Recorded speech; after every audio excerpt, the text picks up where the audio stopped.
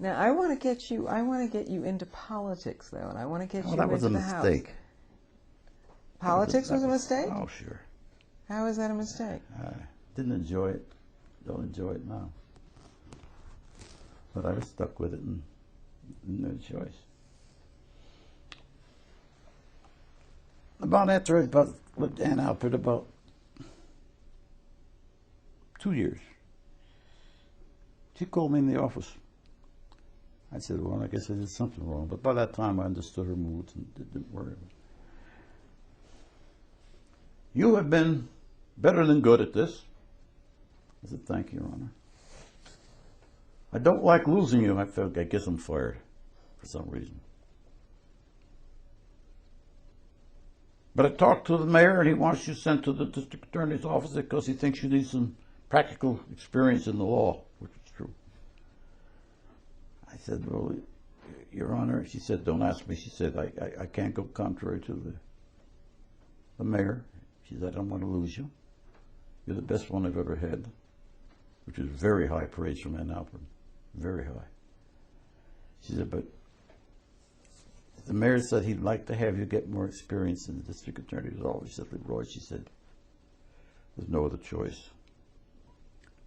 I said, I have to tell you, Your Honor, that the 2 years I have with you have been the most exciting that I've had ever since starting law school. I never dreamed that I would enjoy it. She said, she half smiled. She said, well, you were very good at it. Come back and visit us sometime. Then I reported the next morning to the district attorney. He said, yeah, we've been expecting you. They got no black attorneys in there at all at that time. None. So I began to figure out politically what they're up to. They've got to have somebody black visible in there. But I enjoyed it. I was a trial attorney. I said to the district attorney, who later I beat running for judge. He was my opponent and I beat him. But not at that time. He was my boss. And I said to him, Chief, I have one request. He said, what's that? I said, I don't believe in the death penalty. I would ask that I never be assigned to murder one. He said, that's not difficult. He said, we'll assign somebody else. So I never tried murder one cases for that reason. But I tried murder cases. I tried accident cases. I tried all kinds of cases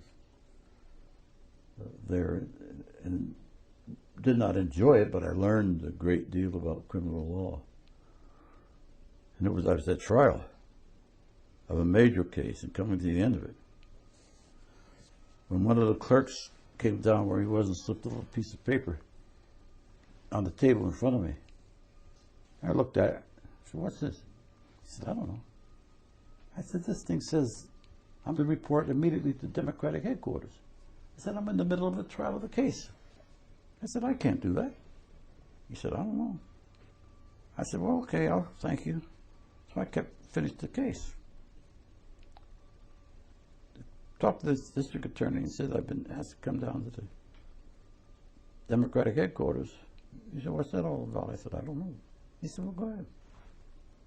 So I went down to Democratic headquarters, walked in the building. The guy's in there. Turns out he's going to be my buddy, Jim Clark. He's already on the elevator holding it for me. And I jump in the elevator. He said, you know what this is all about? I said, hell no, I was about to ask you. He said, I don't know. He said, I got a message in my law office saying I have to report Democratic headquarters, which is in that building. We both got off at the same time, the second floor, walked to the big office building, big office. There's the mayor, Brian. What took you so long? I called for you, both of you, about 40 minutes ago. Me being mouth, I spoke too. I said, Your Honor, I'm a trial lawyer. I know that. I said, I'm in the middle of a murder trial. When you asked me to walk away from that trial, never admitted he was wrong. All right, sit down.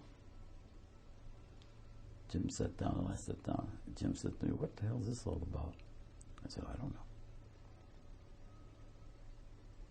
I've had enough of it. I thought he was talking to us. So we'd done something wrong. Not going to stand for it anymore. Going to clean the slate. Still don't know what he's talking about. What he was talking about is the two men were already representatives in Harrisburg. One was black, the other white. In those days, two men could represent one district. You can't do that anymore. The Supreme Court changed that. One man, one district. One of the men was a woman chaser, the black man was, and had been arrested a couple times for that. The other was a drunk, the white guy, who had fallen into the pool of the hotel two or three times. Of course, they reported all this to the boss of the party, and that's what they meant, but I'm not going to take it anymore. He was not talking to us. He said, I want you two to run for office. Here's the most powerful Democrat in the western part of the state. It's not just Pittsburgh. Telling me he wants me to run for office. I don't know anything about running for office. I said, well, Your Honor, I don't know anything about running for office. I didn't ask if you knew it. We'll take care of that. You accept it? It's death if I say no. I'm finished. I may not even have the job with the judges after that. I said, if that's your wish, do you accept it? I said, yes, sir, fine. Now, how about you? Jim said, fine with me, fine.